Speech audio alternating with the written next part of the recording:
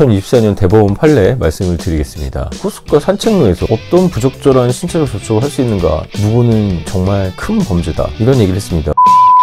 안녕하십니까, 문종탁TV의 문종탁 변호사입니다.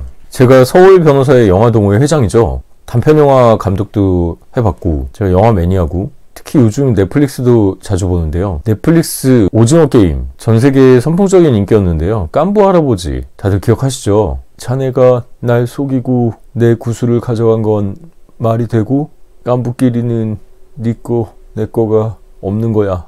유명한 대사죠. 특히 깐부. 넷플릭스에서 이 오징어 게임을 리얼 다큐로 만든, 전세계 사람들이 참여한 그 프로그램에서도 깐부 팀이 나왔는데요. 오징어 게임은 올해 시즌2가 나온다고 합니다. 이 오징어 게임의 깐부 할아버지, 1번 오일남 할아버지를 연기한 오영수 배우님이 제79회 골든글로브 시상식에서는 한국인 최초로 나무 조연상을 수상하기도 했는데요. 호사다마인가요? 오영수 배우님이 지금 강제추행 사건으로 형사재판을 받고 있습니다.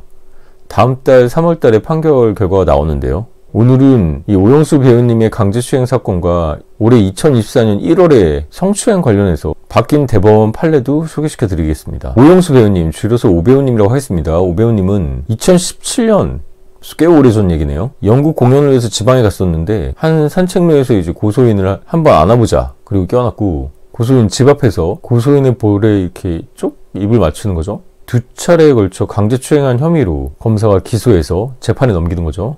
공소제기라고 하는데요. 재판 과정에서 검사가 무려 징역 1년을 구형했다고 합니다. 검찰의 주장은 피고인 오배우님이 2017년 당시 술자리가 있었던가 본데, 고소인이 있는 술자리에서 너희가 여자로 보인다, 그래서 뭐 청춘에 대한 갈망을 삐뚤어지게 표현했다는 표현이 나왔던데, 그리고 피해자가 요구하니까 사과 문자를 보내서 딸 같아서 그랬다, 이런 책임을 회피하는 문자를 보냈다고, 반성하지 않는다, 뭐 이런 얘기겠죠.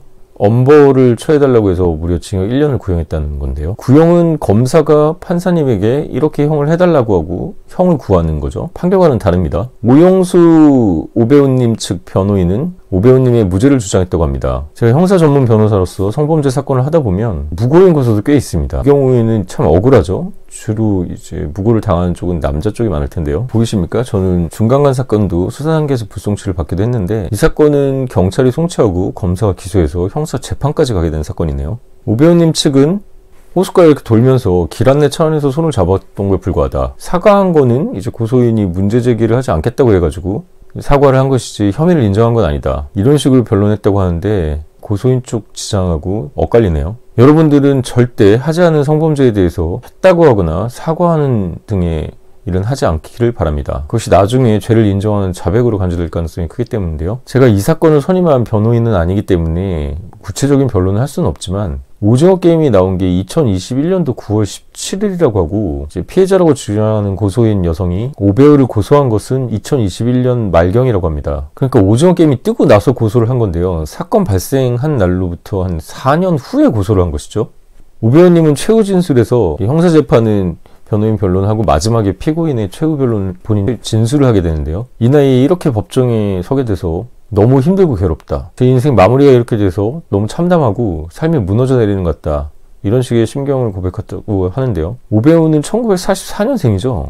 그럼 나이가 몇인가요? 만으로 따져도 79세인데 이제 예전 나이로 따지면은 80이 넘으신 거죠. 여러분들 같은 경우는 이런 노인이 4년 전에 했던, 4년 전도 아니죠, 2017년이면은 벌써 7, 8년이 되는데요. 이런 일로 1년 실형을 받아야 되는가, 어떻게 생각하시는지 댓글에 남겨주시면 저도 참고하겠습니다. 여성이 고소를 2021년에 했는데 왜 4년 전 일을 오징어 게임이 뜨고 나서 했느냐는 의문도 많이 있고, 당시 73세인 오배우가 밀폐된 공간도 아니고 호숫가 산책로에서 어떤 부적절한 신체적 접촉을 할 수 있는가, 이런 의문도 있다고 합니다. 유명 배우의 성추행 성범죄 사건이 이슈가 된 거는 이번이 처음이 아니죠. 이진욱 배우도 성범죄로 고소를 당했는데 알고 보니 무고로 밝혀졌었죠. 2016년에 한 여성이 이진욱 배우에게 성폭행을 당했다고 고소를 했는데, 이진욱 배우는 결국 죄가 없다는 것이 밝혀졌고 여성을 무고죄로 고소했습니다. 여성은 1심에서는 무죄였는데 2심에서 집행유예, 유죄로 인정이 됐죠. 집행유예는 집행을 유예하는 것이고 유죄의 인정 판결입니다. 경찰 조사를 앞두고 나와서 기자들 앞에서 이진욱 배우는 이런 얘기를 했죠. 제가 좀 얼굴이 알려주고 유명했다는 이유만으로 상대방이 무고를 했는데 무고는 정말 큰 범죄다, 이런 얘기를 했습니다. 무고는 억울하게 어떤 사람을 형사처벌 시키려고 하는 것이죠. 굉장히 큰 죄죠. 저도 지금 억울한 강제추행 사건으로 대법원 상고심을 맡은 사건이 있는데, 이런 사건을 볼 때마다 펜스 룰이 떠오릅니다. 펜스 룰이 뭘까요? 펜스는 마크 펜스 미국 부통령의 말에서 유래된 펜스 룰인데, 아내가 아닌 다른 여성과는 절대 1대1로 저녁 식사를 하지 않고 아내의 동행 없이는 술자리에 가지 않는다. 이게 펜스 룰인데요. 사회생활 하면서 펜스 룰을 완벽하게 지키긴 힘들겠지만, 오용수 배우님이나 이진욱 배우님 이런 사례들을 보면 남성들, 특히 유명인들은 이 펜스룰을 지키면서 살아야 되는 게 아닐까 이런 생각도 해봅니다. 유명인이 고소를 당하면 무죄 추정 이런 건 없죠. 자극적인 기사가 마구 쏟아지는데요.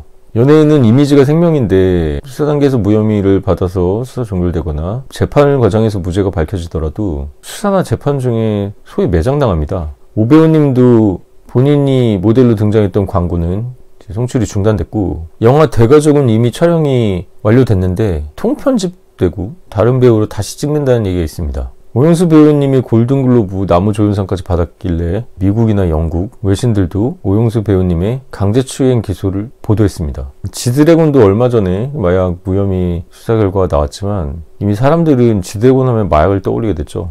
이진욱 배우도 인터뷰를 했는데 무고는 정말 큰 범죄입니다. 2024년 새해 무고가 범죄들은 없기를 바라고, 오영수 배우님도 다음 달 3월에 판결이라고 하네요. 부디 진실대로 판결이 나오기를 바랍니다. 제가 서두에서 말씀드렸던 2024년 대법원 판례 말씀을 드리겠습니다. 기존 김영수 전 대법관 시절에 소위 성인지 감수성이라는 법리가 있었습니다. 피해자의 진술이 일관되고 허위로 진술할 동기가 없으면 함부로 배척하면 안 된다, 이런 법리인데요. 그래서 소위 피해자의 눈물이 증거다, 이런 얘기까지 있었는데요. 물증이 뚜렷하지 않아도 피해자의 진술이 일관되면 유죄로 판결하는 경우가 솔직히 많았습니다. 하지만 최근 2024년 1월 성추행 사건에서 대법원은 피해자의 진술을 제한 없이 증거로 인정하거나 진술에 따라서 무조건 유죄로 판결하면 안 된다는 헌법상 무죄 추정의 원칙을 다시 한번 천명하였습니다. 성범죄로 억울하게 무고를 당하셨거나 성범죄로 법률 상담이 필요하신 분들은 위에 이 번호로 전화를 주시면 자세히 상담 드리도록 하겠습니다. 남성분들은 펜스를 잘 생각해 보시고